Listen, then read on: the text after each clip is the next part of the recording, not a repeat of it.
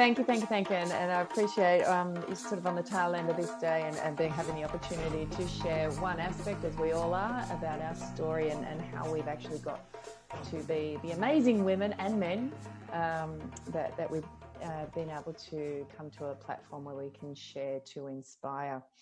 So yes, my topic is intentional forgiveness. The word forgiveness, I found, instantly has the ability to transport you back to a time in your life where a person, a place, an event, an experience negatively impacted the trajectory of your life. I found that the word forgiveness has the power to put up a wall. People are often willing to do many different things to improve where they are, but talk about forgiveness and you watch how fast that wall comes up. And in my 25 years of nursing, I've found that the word forgiveness is just as intimidating as the word death and dying. Death is not optional. Forgiveness is optional, but I promise you, being in the room with people that are dying, if you've done some work around forgiveness, it makes that transition into that death and dying part of your life so much easier. What I have found with forgiveness, that it is absolutely the gateway. I've almost stumbled across the power of forgiveness, that it is your gateway to experiencing a life that is so much more free, that is so much more fulfilling, and getting that meaning, and really those things that sit beneath the surface that perhaps on the outside it looks like you have attained a level of success in your life that you seem to be managing out in the world, but it's that stuff that sits beneath the surface that is the remnants that are left after that trauma. Yeah. And I get it. Forgiveness is a really tricky one. You know, it's shrouded in how we were brought up, in what our religious indoctrination was.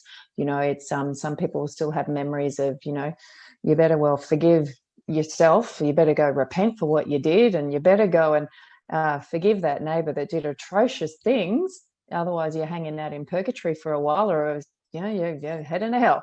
You're coming up here. You know, it has a little price tag attached to it, and of course how we viewed what was happening in our family unit, what we absorbed through osmosis. You know, was there acts of forgiveness in the house? Was there ability to move past, you know, those things, or did they build up? Was there lots of talk about anger to people? And there's the question is, okay, well, if I even consider this idea of forgiveness, am I then condoning what that person, that event, that experience was? Am I somehow now culpable just as much as they? Because some people would see it as a weak option. And am I then saying that what happened was all right? And I get it. These are all questions that I ask myself. And when you think about the statistics, I believe in the US is 1 in 4 women and 1 in 6 men, by the time that they're 18, are abused in some form. And that's what we know about. So you can only imagine, you scratch that surface. I was part of those statistics. At the age of 12, was sexually abused. The feeling of trauma, of isolation, of manipulation, of shame, of confusion, of no adult to take this to, of the fear that I just wasn't enough to try and help. As you can imagine, it's no secret that victims of abuse will often end up traversing eating disorders. So it's no surprise that I developed a decade-long eating disorder. It tends to replicate the cycle of pain and shame. You have the pain of filling yourself up with so much food, and then the relief of actually getting rid of it, of having some form of control with the anorexic behaviors. But in the end, you find yourself in a pool of tears over and over and over. The isolation, repeating that scene. So after getting to an eating disorder clinic, of starting to break patterns, of being held by women along the way, whether that be in the shape of a counsellor, of friends' mums, just women along the way that just metaphorically held me until I actually gained momentum myself to start to navigate my way out of this really 15-year world of trauma. So I did make a lot of progress. I did start to make some leap and bounds. I was able to go and engage in being married and start to have our kids and have a successful career in my nursing. But beneath the surface was still the remnants of those really traumatic times that I wasn't able to use my own voice. I still took other people's opinions over mine. I second-guessed myself constantly. I would always think that something was my fault. And I was aware of this, and they were in on their own. I could probably manage, but string together, they were still really impacting my life. And as I was finding in my counseling journey and then moving into my coaching, I was finding that these were still affecting how I was showing up and how I was practicing. And even more importantly, I was now the captain of our ship with our children, 3 girls. And I owed it to them and my husband to really start to pay attention to those things.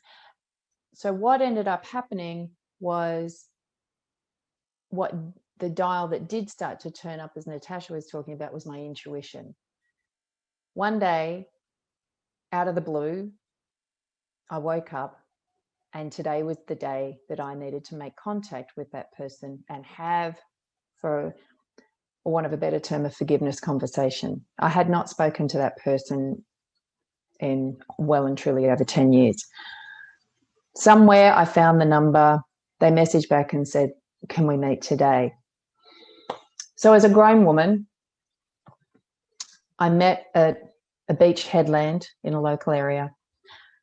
And as they arrived, I just looked at them in the distance. And the first thing that struck me was they just look like one of my old patients now. The feeling of control that crept back into my body could not have been experienced if I had have come at this in a different way. The conversation that I had was not a traditional "I forgive you" and uttering those words. It was, from what you did, despite what you did, despite the devastation, I want you to know, as I've grown in myself and what, for me to be in alignment with who I am, soul to soul, human to human, I'm sure you regretted what you did. So I'm here to say to you today that despite all that, I'm okay. And this was the most transformational for me. I still don't know where that landed, and nor is it really something of my concern. But when I came away after that day, it was like a real tangible, I just reached back in, grabbed my voice back, that almost feels like I could visually see it. From that day on, I've been able to use my voice in a much more powerful way, like never before. I've began to trust myself again. I've questioned things around me. I have become more vocal in my beliefs and the things that are important to me. I've been more of a lioness to my children. I've not accepted things at face value. I've actually then gone and being able to create change.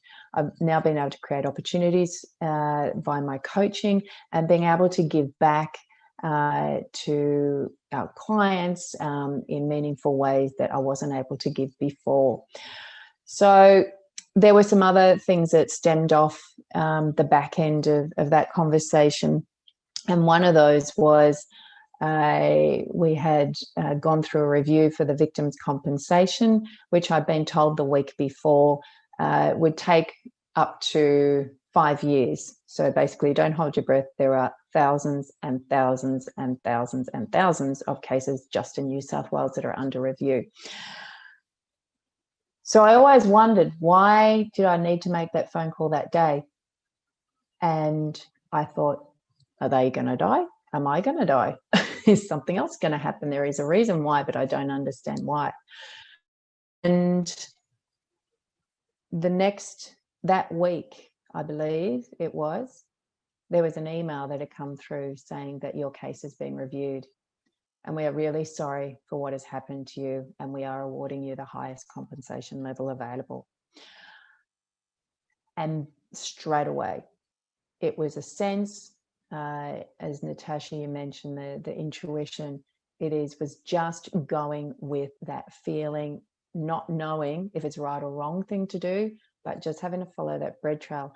And my interpretation of that was that energy needed to be cleaned up before we could move forward. That enabled us for me to start a larger coaching practice, to be able to really establish myself in that way. And my husband was able to have some time at home with the kids, and it's not an opportunity that many men get to have, and that will forever be a grateful time to have those memories, and for the girls to have their dad around like that, except that he does a better job than me. So I guess the question I really want to ask you is there an aversion that you have to the idea of forgiveness? Are there some beliefs that you're holding about forgiveness that may be holding you away from what's on the other side of forgiveness? Is it something that we just need to change the languaging around? Is it perhaps becoming uncharged from the energy of what that person, event, or experience brought? Is it something that needs to shift? Is it that you somehow believe that it's a weaker option? Or is it that somehow you feel like you're condoning whatever that was? So perhaps just have a little question. Think about what your view is on forgiveness, and really look at, is there anything that is still remaining that is from that original experience? And for me, the biggest thing was, I've seen where my mum was not able to forgive some circumstances in her life, and she's had a repeated theme going, and she's 81 now. And in my view, I want that generational pain to stop with me. I don't want my kids only getting half of me. I don't want my husband to only get half of me because I am still somewhere stuck. And that eventually when I do die, the other scary topic is they never really knew me at all. So that generational pain stops with me. But it takes courage, it takes determination, and it takes bravery, and it takes curiosity to think, what's on the other side for me? And what is possible for me if I can become uncharged from that event, that experience, that thing that really changed the trajectory? And I believe, like a lot of everyone's been saying today, is reframing that whole experience into being something that has sharpened your resolve to be a better human being. So I want to leave you with something that Dr. Wayne Dyer used to talk about that really struck me, and it's a quote from Mark Twain. Forgiveness is the fragrance of the violet that sheds on the heel that has crushed it. So with that, I'll leave you with that thought, and I hope that that's added some value to everybody today. Thank you.